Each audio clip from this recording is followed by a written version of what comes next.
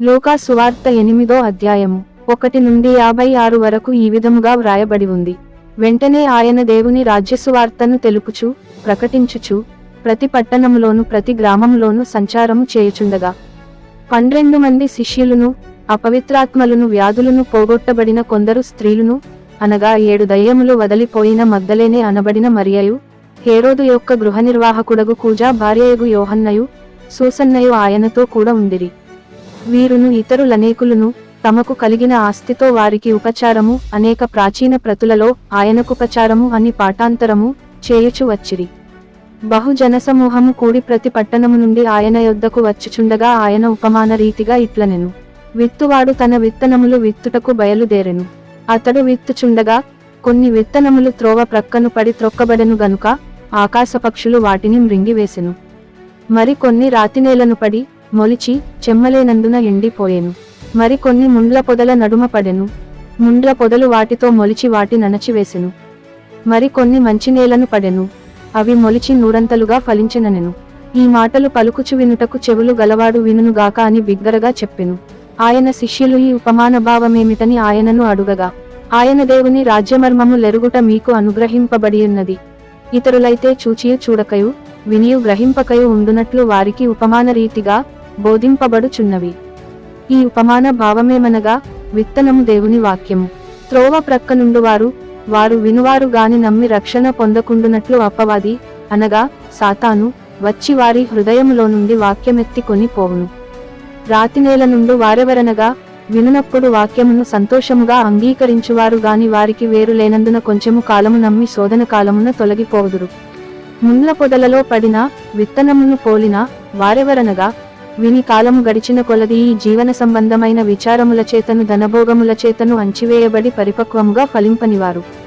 మంచి నేల నుండు విత్తనమును పోలిన వారెవరనగా యోగ్యమైన మంచి మనస్సుతో వాక్యము విని దానిని అవలంబించి ఓపికతో ఫలించువారు. ఎవడును దీపము ముట్టించి పాత్రతో కప్పివేయడు, మంచము క్రింద పెట్టడు గాని లోపలికి వచ్చువారికి వెలుగు అగపడవలనని దీపస్తంభము మీద దానిని పెట్టును. తేటపరచబడని రహస్యమేదియూ లేదు, తెలియజేయబడకయు బయలుపడకయు నుండు మరుగైనదేదియూ లేదు. కలిగిన వానికి ఇయ్యబడును, లేనివాని యొద్ద నుండి తనకు కలదని అనుకొనున్నది కూడా తీసివేయబడును గనుక మీరేలాగు వినుచున్నారో చూచుకునుడని చెప్పెను. ఆయన తల్లియు సహోదరులను ఆయన యొద్దకు వచ్చి జనులు గుంపుగా ఉండుట చేత ఆయన దగ్గరకు రాలేకపోయిరి. అప్పుడు నీ తల్లియు నీ సహోదరులను నిన్ను చూడగోరి వెలుపల నిలిచియున్నారని ఎవరో ఆయనకు తెలియజేసిరి. అందుకాయన దేవుని వాక్యము విని దాని ప్రకారము జరిగించు వీరే నా తల్లియు నా సహోదరులునని వారితో చెప్పెను.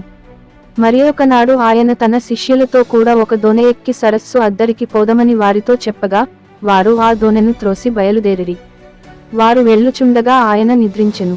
అంతలో గాలివాన సరస్సు మీదికి వచ్చి దోణె నీళ్లతో నిండినందున వారు అపాయకరమైన స్థితిలో ఉండిరి.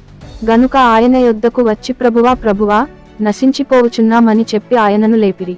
ఆయన లేచి గాలిని నీటి పొంగును గద్దింపగానే అవి అణగి నిమ్మళమాయెను. అప్పుడాయన మీ విశ్వాసమెక్కడ అని వారితో అనెను. అయితే వారు భయపడి ఈయన గాలికిని నీళ్లకును ఆజ్ఞాపింపగా అవి లోబడుచున్నవే, ఈయన ఎవరో అని ఒకనితో నొకడు చెప్పుకుని ఆశ్చర్యపడిరి. వారు గలిలయకు ఎదురుగా ఉండు గెరసీనీయుల దేశమునకు వచ్చిరి. ఆయన ఒడ్డున దిగినప్పుడు ఆ ఊరివాడొకడు ఆయనకు ఎదురుగా వచ్చెను. వాడు దయ్యములు పట్టినవాడై బహుకాలము నుండి బట్టలు కట్టుకొనక సమాధులలోనే గాని ఇంటిలో ఉండువాడు కాడు. వాడు యేసును చూచి కేకలు వేసి ఆయన ఎదుట సాగిలపడి, యేసు, సర్వోన్నతుడైన దేవుని కుమారుడా, నాతో నీకేమి? నన్ను బాధపరచకుమని నిన్ను వేడుకొనుచున్నాను అని కేకలు వేసి చెప్పెను. ఏలయనగా ఆయన మనుష్యుని విడిచి వెలుపలికి రమ్మని ఆ అపవిత్రాత్మకు ఆజ్ఞాపించెను. అది అనేక పర్యాయములు వానిని పట్టుచువచ్చెను గనుక వానిని గొలుసులతోనూ కాలిసంకెళ్లతోనూ కట్టి కావలియందుంచిరి గాని వాడు బంధకములను తెంపగా దయ్యము వానిని అడవిలోనికి తరుముకొని పోయెను.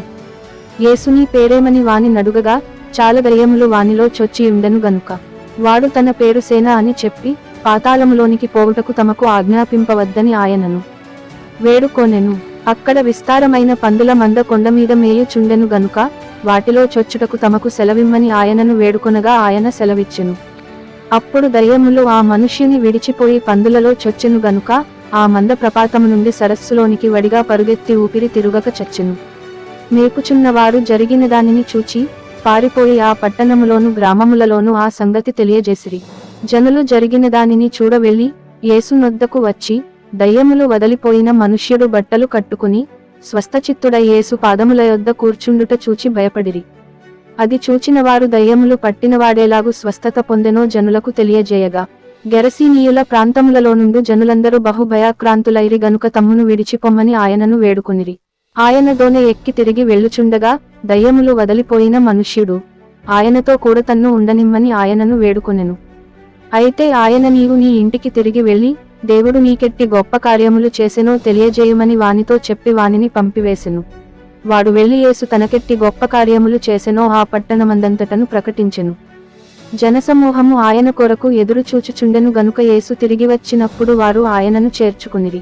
అంతట ఇదిగో సమాజ మందిరపు అధికారి అయిన యాయీరు అను ఒకడు వచ్చి యేసు పాదముల మీద పడి, ఇంచుమించు 12 ఏండ్ల ఈడుగల తన యొక్కతే కుమార్తె చావ సిద్ధముగా ఉన్నది గనుక తన ఇంటికి రమ్మని ఆయనను బతిమాలుకొనెను. ఆయన వెళ్ళుచుండగా జనసమూహములు ఆయన మీద పడుచుండిరి. అప్పుడు 12 ఏండ్ల నుండి రక్తస్రావ రోగముగల యొక్క స్త్రీ కొన్ని ప్రాచీన ప్రతులలో స్త్రీయుండెను. ఆమె తన జీవనోపాధి ఎంతయు వైద్యులకు వ్యయము చేసి అనికూర్చబడినది ఎవని చేతను స్వస్థత నొందనిదై ఆయన వెనుకకు వచ్చి ఆయన వస్త్రపు చెంగు ముట్టెను. వెంటనే ఆమె రక్తస్రావము నిలిచిపోయెను. నన్ను ముట్టినది ఎవరని యేసు అడుగగా అందరును మేమెరుగమన్నప్పుడు, పేతురువేలినవాడా, జనసమూహములు క్రిక్కిరిసి నీమీద పడుచున్నారనగా, యేసు ఎడో నన్ను ముట్టెను, ప్రభావము నాలో నుండి వెడలిపోయినదని నాకు తెలిసినదనెను. తాను మరుగై ఉండలేదని ఆ స్త్రీ చూచి వణకుచు వచ్చి ఆయన ఎదుట సాగిలపడి, తాను ఎందునిమిత్తము ఆయనను ముట్టెనో వెంటనే తాను ఎలాగు స్వస్థపడెనో ఆ సంగతి ప్రజలందరి ఎదుట తెలియజెప్పెను. అందుకాయన కుమారి, నీ విశ్వాసము నిన్ను స్వస్థపరచెను, సమాధానము గలదానవైపొమ్మని ఆమెతో చెప్పెను. ఆయన ఇంకను మాటలాడుచుండగా సమాజమందిరపు అధికారి ఇంట నుండి ఒకడు వచ్చి నీ కుమార్తె చనిపోయినది, బోధకుని శ్రమ పెట్టవద్దని అతనితో చెప్పెను. యేసు ఆ మాట విని భయపడవద్దు, నమ్మిక మాత్రముంచుము, ఆమె స్వస్థపరచబడునని అతనితో చెప్పి ఇంటికి వచ్చినప్పుడు పేతురు, యోహాను, యాకోబు అను వారిని ఆ చిన్నదాని తల్లిదండ్రులను తప్ప మరెవరిని ఆయన లోపలికి రానీయలేదు.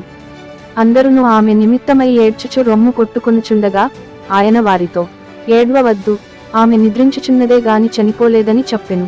ఆమె చనిపోయెనని వారెరిగి ఆయనను అపహసించిరి. అయితే ఆయన ఆమె చేయి పట్టుకుని, చిన్నదానా, లెమ్మని చెప్పగా ఆమె ప్రాణము తిరిగి వచ్చెను గనుక వెంటనే ఆమె లేచెను. అప్పుడాయన ఆమెకు భోజనము పెట్టుడని ఆజ్ఞాపించెను. ఆమె తల్లిదండ్రులు విస్మయము నొందిరి. అంతటా ఆయన జరిగినది ఎవనితోనూ చెప్పవద్దని వారికాజ్ఞాపించెను.